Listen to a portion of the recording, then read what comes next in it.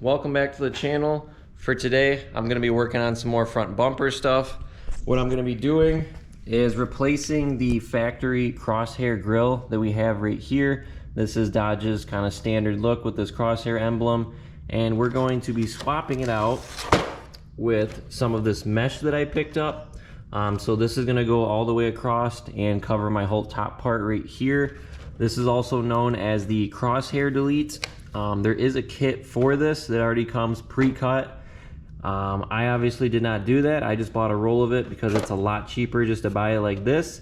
So I will need to shape this, and we're gonna figure out how to get this installed in here, and it should look a lot better when we're all done with this. First thing I'm gonna do is remove this. So I'm going to need to get access to the back side of this bumper here and start unclipping all these tabs in here that's holding this top piece. Also, I'm going to need to take out these 10mm screws right here.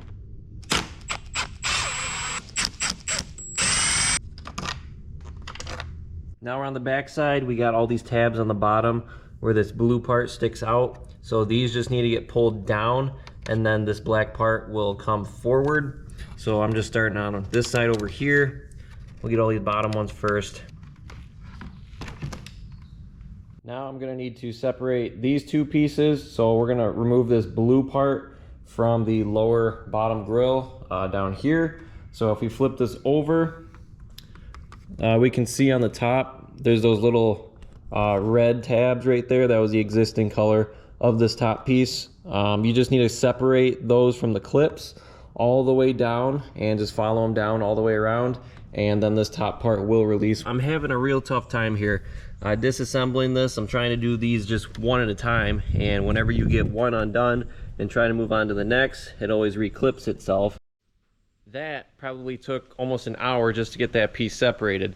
Luckily, somehow no parts are damaged on this or broken, just minor scratches. Now that we finally have our main piece out that we need here, we're just going to remove this crosshair from here, and then we can move on to fitting up our mesh grill and removing this old one here. With everything disassembled, we can kind of see the area that I'm going to be replacing and redoing. So this is going to be like the factory mesh plastic piece, I guess you could say. And what I'm going to be switching over to is this sheet right here. We're going to custom form fit this in place. For starting this, we're going to basically recut all the areas in here. I got to figure out where exactly it is to cut, and we're just going to go around this whole piece with the Dremel tool to remove this whole center part. The spot that we're going to want to cut is going to be on the back side. So we'll flip this over, and I'll show you the line that we're going to cut on. So it's going to be, so this is going to be the top part right here. This line right here that goes all the way across, you're going to go right over just the top of these and just follow this all the way around. So here's the line right here again. So you'll follow this and just take this all the way to this corner and come down. And then on the bottom side, it's going to be the same thing. You're just making this straight line right here, right where this ends, all the way on this bottom, right where it's straight all the way across. We're going to do that with the Dremel tool. I will start my line here, and we'll start getting this cut all the way around. I just figured I would take a second to show you where these cuts are that I'm making. So I started up here at the top left, and you can see it's kind of mangled just because the cutting wheel heats it up. That's not a big deal. We'll be able to sand that all off and make this smooth. But I'm basically cutting just on the top ridge all the way across on every single one of these mesh pieces. For this part right here, we're gonna have to cut all the way straight across the top and try to match up to where we're cutting for this. Now that our piece is out, what we're gonna do is I swapped out bits on the Dremel. This is just a sanding bit. We're gonna go around this whole outer edge and clean up all this debris that we made from cutting. There is also a couple pieces on the passenger side over here that stick out right by where these bolt holes go right over here. So there's two tabs that stick up. So one is right here, the other one is right here. So, and then there's actually another one right here. Mine broke off anyways. These tabs are not needed, and they kind of just get in the way. So we're gonna just go ahead and cut these clean because these are the only things that stick up. and smooth these out too as well. I have the mesh grill piece setting on the back side of my piece right here. This is where I'm going to install it, somewhere on here. As we can see, it's just long enough to fit on both sides.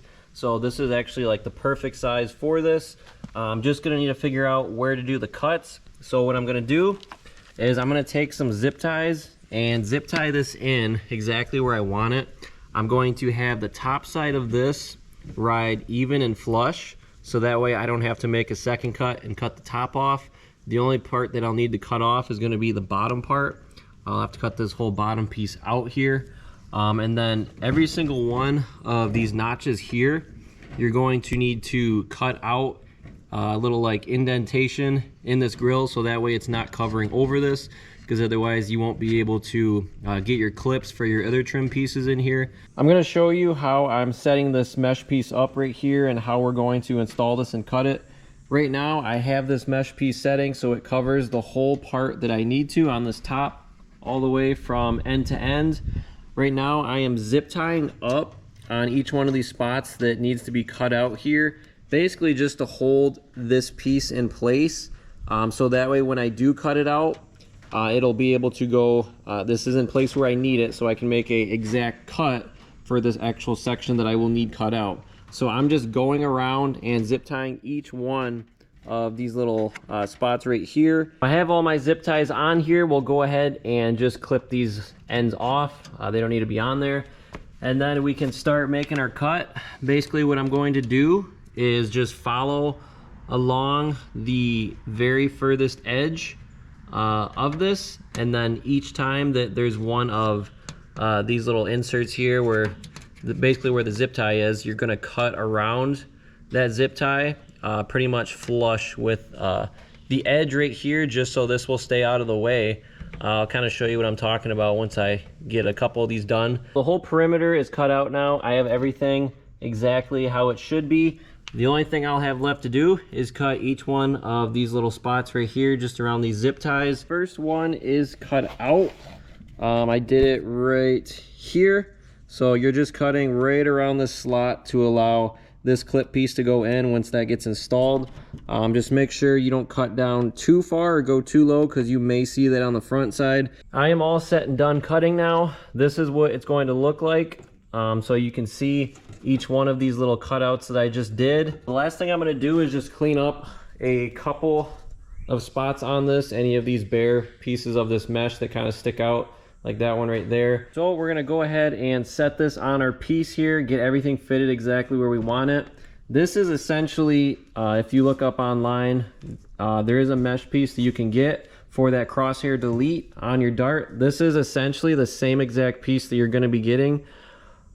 We just made it ourselves for a fraction of the cost of that one. All the zip ties are on here and everything is tightened down all the way. I would recommend to keep these zip ties loose until you move this mesh wherever it is that you want it. And once you have it where you want it, then go ahead and tighten all of them down. If we do flip this over, we can take just a quick peek and see how this would look on the car. So already, that is the mesh. It looks pretty darn good. We're now moving on to the last step. We're going to apply some of this goop. This is just all-purpose. You can use, this should be fine, or you can use the automotive, but we're gonna take this and apply it to each one of these spots on the tops and also the bottom, right in between where these holes are. And we're just gonna put this on top and let it stick. I just have a nail to spread it around on here. Everything is now gooped up all the way around. I tied these down just to tighten them down a little bit, and then I applied some goop on those sides. So we are all set to go. This takes about 24 hours to dry, so I'm just gonna give this overnight, let it set, and then we'll come back tomorrow and hopefully reassemble the front bumper and kind of take a peek at it, see how it looks. I'm curious to see how far this mesh is going to set back, because it is on the very inside of the grill, and the piece that we cut out stuck out a lot more because it was just pushed forward a lot more.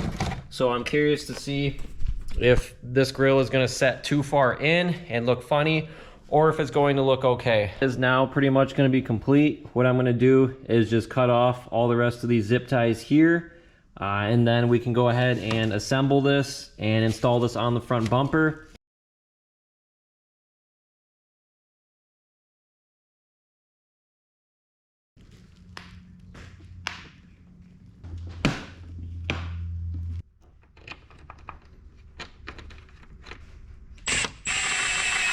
This is my first look at the grill.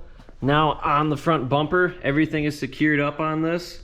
I like the looks of it actually a lot. It looks much better than that crosshair. The only downside I will say to doing this is the mesh is definitely recessed into this bumper quite a bit. It's quite a ways back compared to the factory grill, which you can see on this lip right here. So you will probably see this lip. We still do have another bumper cover piece to go on this front right here. I don't know if it's going to cover that or not. I definitely do like the looks of it. I also am going to link some of the parts that I used for this install in the video. I'll just put them in the description, so that way if you were looking at doing this to your car, you could do the exact same thing. So keep an eye out for that as well.